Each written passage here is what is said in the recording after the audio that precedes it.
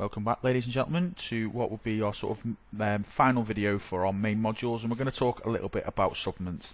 Now, in the module handbook for this, I've covered quite a lot of supplements in quite a lot of depth. Information on supplements is changing all the time, so I do try and keep that up to speed. But this is a good opportunity now to just talk through some of the things that we've discussed. Now, I'm not going to get into the nitty-gritty of supplements directly, their mechanisms of action and so on and so forth, but I will talk a little bit about some things that I think myself and Neil in particular are quite passionate about with supplements. So we're going to talk a few things. We're going to talk about what a supplement is. We're going to talk about discussing the efficacy of commonly used sports and bodybuilding supplements. So how effective are they? And why do we need supplements? So we're going to talk about lifestyle considerations, convenience, you've got cultural considerations, your training type and volume, obviously what your goals are, and then the 1% rule. I'll talk about that in a minute. So what is a bodybuilding supplement? Well, typically it's something that is derived from a food and that is added to the diet. This can due to it being absent from the diet. So, for example, vegetarians or vegans might be absent in certain nutrients, or it can be beneficial in amounts not readily available from food sources. Okay, or convenient for that matter for people who are just, I'm not saying the word lazy, but if people have a high training volume, it can be difficult as well. Now, the problem with creating this video is actually within a lot of different countries, the legalities on supplements are very, very different. Here in the UK, they're becoming very strict on what you can actually label and advertise. So, for example, you can't even say within the UK labelling laws that a supplement is beneficial for performance, even if it's something like caffeine. You can't say it improves mental cognition or focus, even though it blatantly does. Things like creatine, which have got a really strong evidence base for their effectiveness. You can, there's a lot of restrictions on what we can say in the UK and within the European Union now because of that. Whereas in other parts of the world, it's less stringent, and there's things that are classified as supplements over here that are banned as supplements because they have pharmacological action, so that comparative to drugs, which you could argue caffeine's the same. But basically the definition of what they've defined as a supplement now is very restrictive in terms of what we're allowed to sell within the UK and within the European Union. However, depending on where you are in the world, we've got students from all over the place here. These might be slightly different, but I want to focus on the main kind of commonly used sports and bodybuilding supplements. So I want to talk a little bit first about our lifestyle considerations. So we've got convenience. Obviously, sometimes it can be difficult to eat a big meal after we've trained. Some people get it's one of the reasons why people who have eating disorders like anorexia like to exercise a lot, because it pulls blood out of your gastrointestinal tract, so you feel less hungry. So it's like exercise-induced anorexia. It's easy for me to say again. Is a really common thing. So it's why sometimes when people train hard, they don't feel particularly hungry afterwards. Some people do and just fine, but it's quite a common thing for people to exercise to actually lose their hunger. So sometimes when we're trying to maybe eat certain supplements at certain times or consume certain nutrients at certain times, supplements can be handy for that as well. Great way of refueling if we're looking at carbohydrate powders and stuff, and all the things that we've outlined in the text. So obviously there's cultural issues as well. Certain cultures, certain societies don't like to eat meat. Or avoid certain types of foods, vegetarians and vegans like we've discussed previously. So we need to be aware of those things. So that's another chance where we need supplements. Obviously your training type and volume is going to make a difference as well. Things like creatine are going to be massively effective for those who are strength athletes or resistance training, so on and so forth. If you've got a high training volume, the addition of things like multivitamins and antioxidants for those initial periods of increased training volume are going to be really beneficial there to actually prevent illnesses, so on and so forth. Things to help with joint protection, so on and so forth. Some of the evidence for those is sketchy, but some stuff does have some efficacy, I guess. So things like glucosamine has got some good anecdotal evidence and some good studies that have shown at least perceptions of sort of pain, joint pain are removed. And then you've got like potent natural anti-inflammatories as well to help with that sort of stuff. Obviously your physique goals. So there's things that we could consider for like increasing fat burning. So we'll talk about those in a little bit and my opinions on some of those. And then the 1% rule, okay? So food over everything is something that myself and Neil both believe in. So food over everything. A supplement is there to supplement your diet. And it's also cost versus benefit as well. So if you're a top level bodybuilder who's got an unlimited supply of supplements, then yeah, of course you might want to take those supplements because they might give you that 1% that makes the difference. But it will only be a very small percentage if you're getting the rest of your nutrition on point. You can't out-train a bad diet and you can't out-supplement a bad diet and bad training either. So one of the things we need to look at as well, and we talked about this in statistical analysis, is what's a statistically significant difference between a physiological significance. Don't know what's wrong with me today. I apologise. I can't talk today. So what we're looking for is there's a little graph on the right there. Ignore that; it's not really relevant. It was just a little illustration there, something to look at. So this basically, the graph on the right shows that carbohydrate and protein actually increases plasma insulin response, which we would expect because both protein and leucine are insulinogenic. But this is to do with studies of trying to get more of an insulin response to actually help upregulate and to help the absorption, nutrient kind of uptake into cells as well. So you can see that the protein plus the leucine content actually helps with the insulin response. So we know that leucine in itself is insulinogenic. So that leads me back onto people who do fasted cardio, who take leucine before they do fasted cardio. It's not fasted. Whether that makes a difference or not, different issue, but that's just something to watch out for when people say they do fasted cardio. Well, they have the branched chain amino acids before they train. It's not fasted, I'm afraid. So there you go. But anyway, what a lot of studies and a lot of supplements will look at is they will say there's been an increase, a statistically significant increase in some outcome measure. Might be strength, might be muscle size, so on and so forth. And something can be statistically significant, but the actual physiological significance can be small. Okay, so by that what I mean is if a supplement across the board gives someone 1 gram of extra muscle growth per year, and the groups are consistently showing that, demonstrating that compared to a control group, that is a statistically, I don't know what's wrong with me today, I apologise, statistically significant difference. But is that actually physiologically significant? Is that going to actually make that much difference to you, realistically in terms of your physique for the cost of the supplement? Maybe it's an expensive supplement. But it can work the other way as well. You can get sometimes where things aren't statistically significant because there's a lot of variation within the data, but actually for certain populations, depending on how accurate that study is depicting the population of interest, we might think, well, actually, you know what, for us that might be an applicable thing to actually give us some benefit. So there's plenty of supplements which don't work for everyone, but in certain populations they might be beneficial. So these are all things to consider.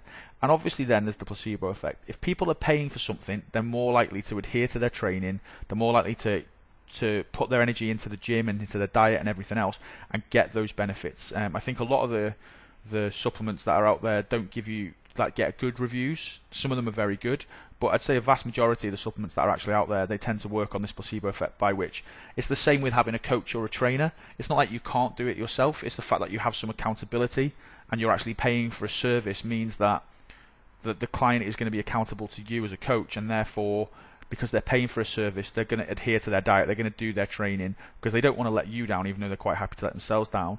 But again, if you do helping someone for free, they're probably less likely to adhere to it because they're getting something for free. People don't like to waste money, so by doing that, they're going to be that little bit more focused. Okay, so I've outlined this sort of briefly because I think it's quite interesting, really. So why do people use physique supplements? So talking about the bodybuilding industry fundamentally here. So the first one I used to come across, and a bit of background on myself, I actually got into this industry and met Neil through working in the supplements industry and writing blogs and stuff for a local business where Flex was doing an appearance. I got chatting to Neil, and I'd written articles on all kinds of things, supplements and so on and so forth, and training. So we started chatting about this project and the bigger picture. So there you go. That's how we all got to know each other. So X, Y, and Z uses. There's a reason why athletes are paid. Top athletes, at least, are paid quite a lot of money in order to promote supplements, and it's because of that. Like many of your top supplement brands, realistically, there's not that much difference between them in terms of quality. Your preference is likely to be guided by a person. Now, if you look at the top right-hand side, anyone who sees the 4% there will probably get the reference to which that's to. Fundamentally, the fact that that jug, the actual jug in the real world, makes a lot of money be based on the marketing of a certain fitness celebrity. If you don't know what I'm talking about, check out 5% Nutrition. The fact they make a lot of money off of just a plastic jug is, to me, it's baffling because people just see it as being associated with that and people want to buy into the fitness culture. Okay, we also live in a society which is the magic pill culture as well. Everybody wants everything now. They don't understand the value of hard work. It's not necessarily people's fault. It's not necessarily going to be your client's fault if that's the kind of clients that you're dealing with. It's the culture we live in. It's 5-minute abs. It's lean in 15. It's do this in half the time with half the effort and everything's going to be fine. This magic pill culture. And like I say, because the supplements industry is so poorly regulated in some countries, and actually it's not the supplements industry that is the problem necessarily. It's the fact that marketing as a general rule in the health food industry, even people who aren't in the supplement side of things, are allowed to promote things that are nonsensical. So I'm going to talk about some of the things that really grinds my gears and gets under my skin a little bit as well. A complete misunderstanding of nutrition and physiology is a big one that I come across.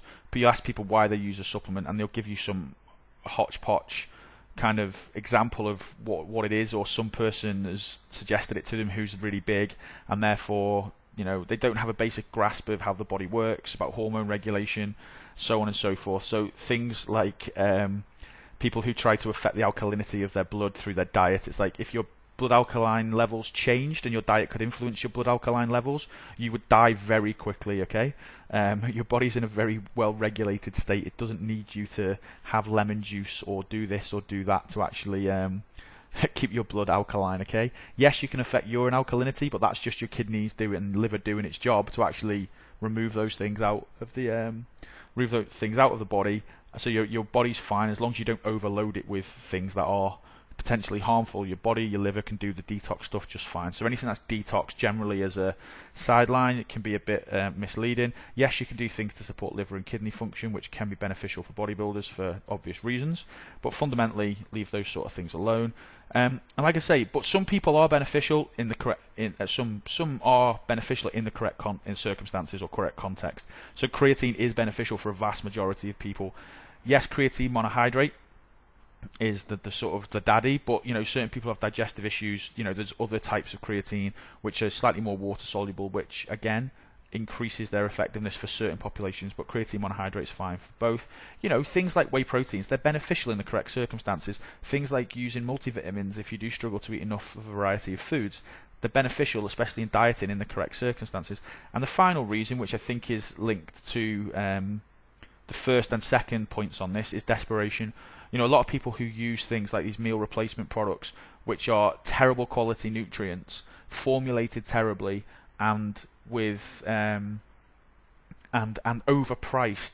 People use these things through desperation. I'll talk about those in a little bit in a minute, because it's something that I'm very passionate about and used to spend a little bit less now because I'm busy with you guys, but used to spend a lot of my time fighting and shutting these kind of people down.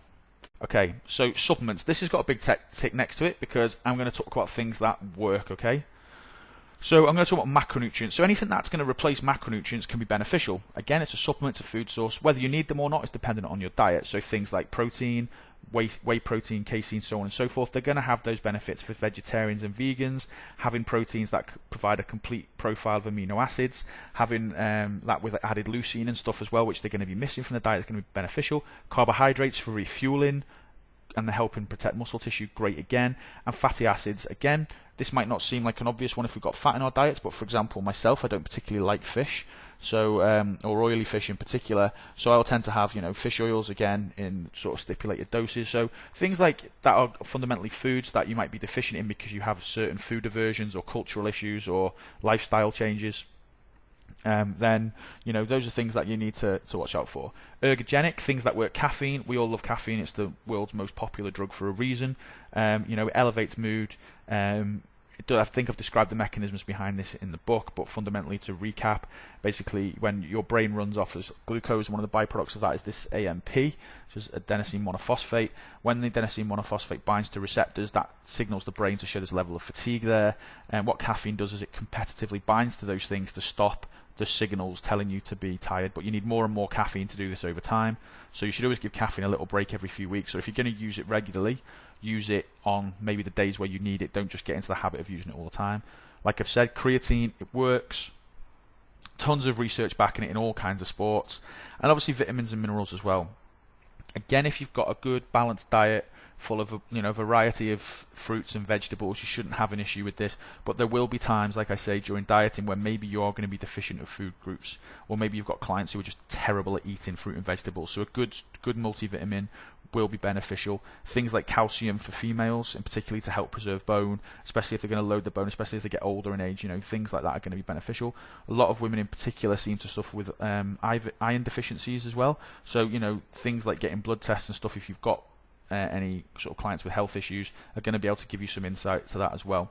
So, if you are ever having difficulty with a client losing weight or feeling sick or having issues, then, the first thing you should do is, it's not your job to be a medical professional, so go send them off, get their bloods done, look for deficiencies, and then you can look at the supplementation you can do to actually do that. Or you can be a really good coach and actually pass them on to a relevant professional if that's the thing to do. You're not expected to know everything, so don't take it as an insult to your profession if you don't understand the ins and outs of supplementation or the nitty-gritty of various diseases and conditions, because you're not supposed to know that. So yeah, don't let your ego get in the way of helping clients. Sometimes it's quite a common thing that I've seen.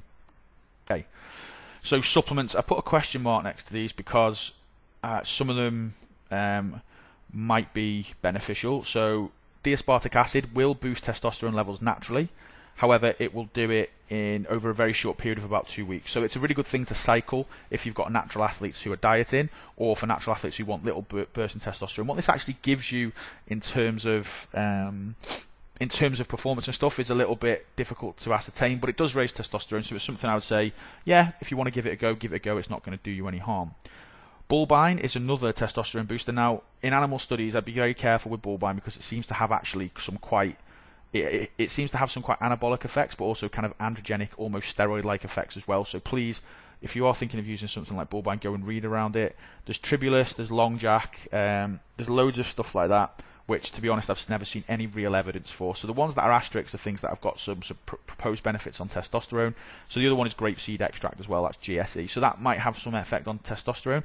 But fundamentally what you're talking about here is relatively small increases. So whether that, like I say, yes, it may increase testosterone, but realistically in a normal physiological condition, is that going to have any real benefit?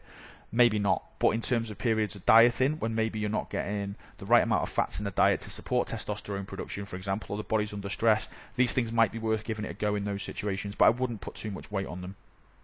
Okay, so weight gainers, again, I've put a question mark next to these because they tend to be high in sugars, they have a typically poor ingredient profile, and they tend to be nutrient poor as well, so lacking in vitamins and minerals. I've very rarely met someone who actually needs weight gainers. Yes, they're great on the go if you're trying to put on weight or if you're working long hours and you need that extra food.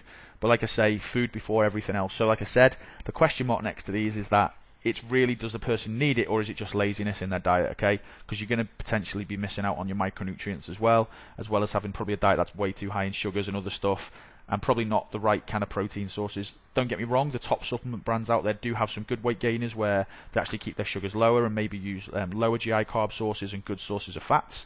But yeah, so just keep an eye on that, so it's not just a case of calories in, it's about being aware of the other stuff as well, in terms of, making sure you're getting all the right micronutrients and vitamins and minerals to support muscle growth for those people who need it.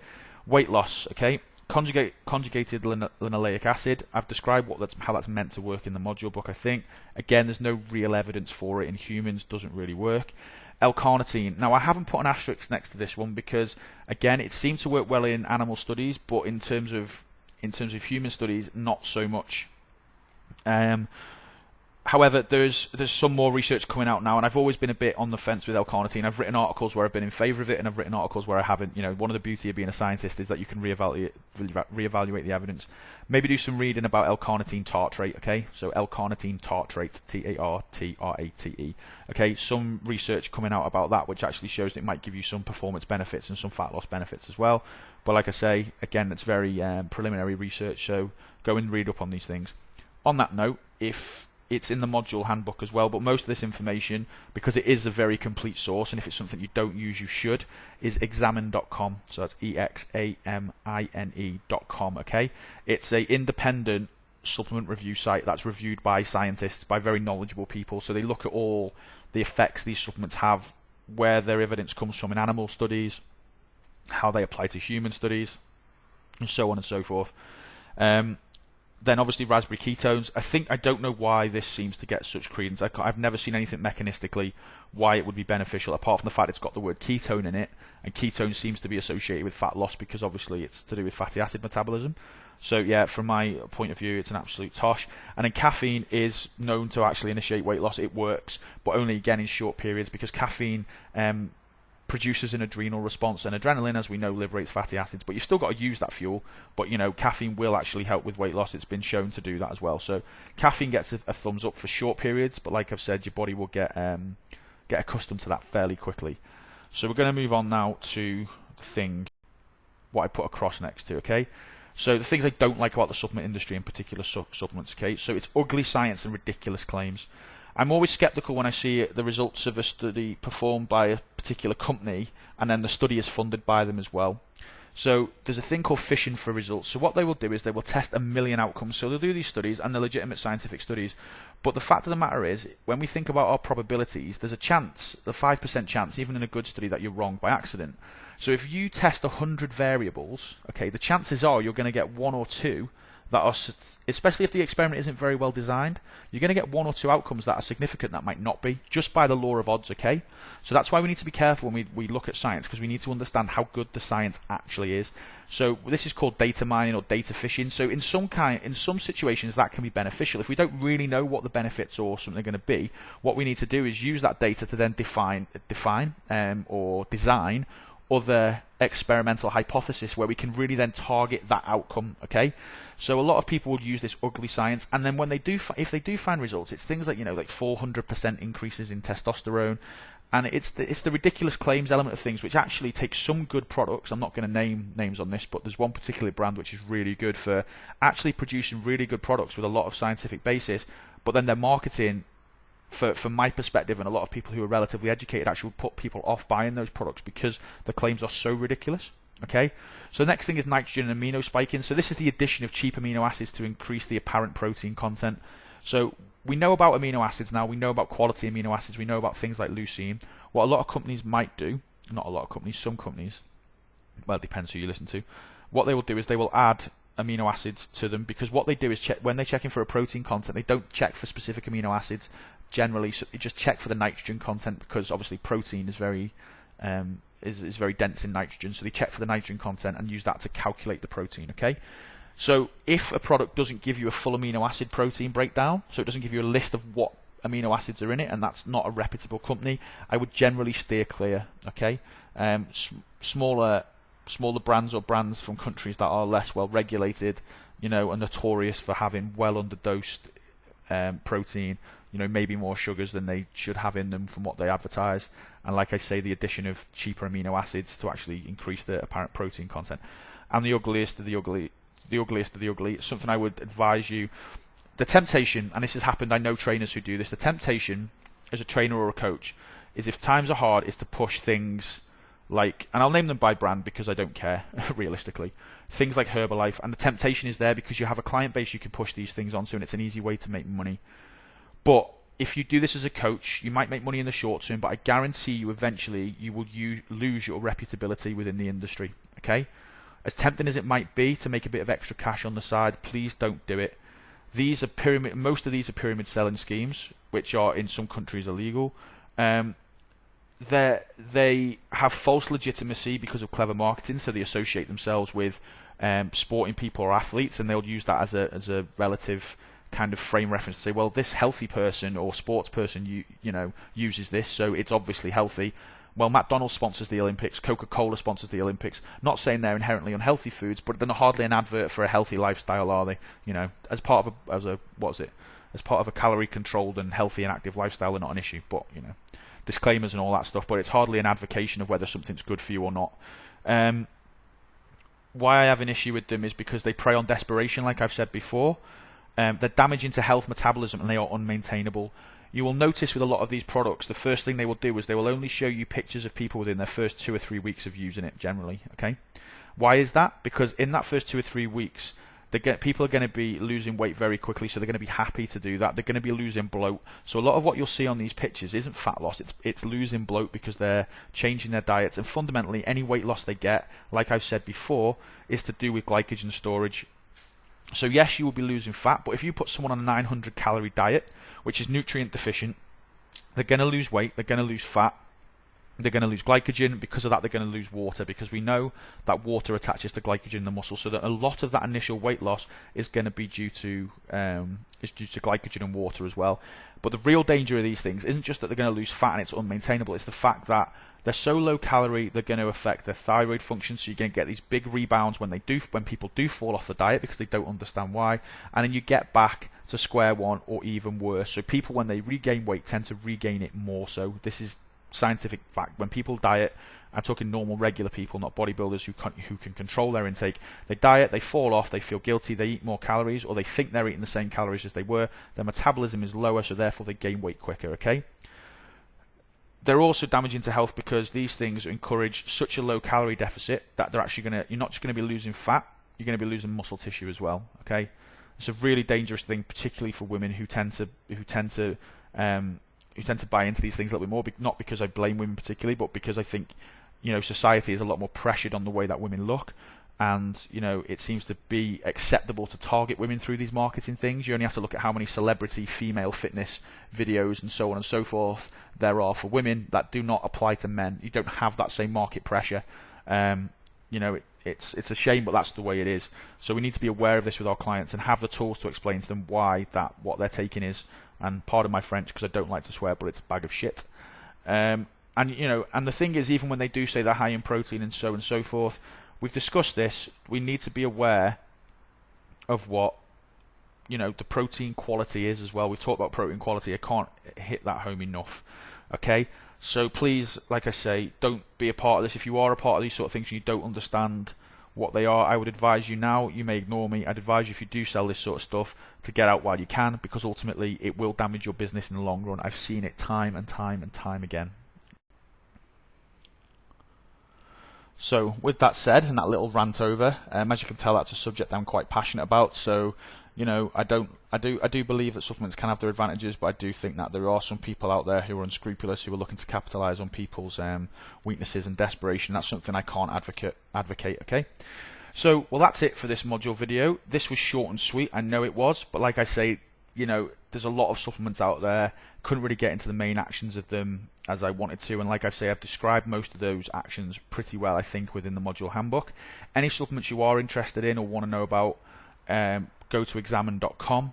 Again, I think I described that earlier on. Yeah, so that's it now for the main body of the course material. So I'd like to thank you again for getting through it all if you've got this far.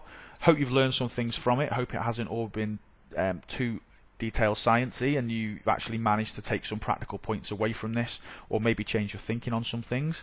So it's been a pleasure working with you guys, and I will look forward to hearing from you in the future, staying in touch and helping you develop in the long term. See you later.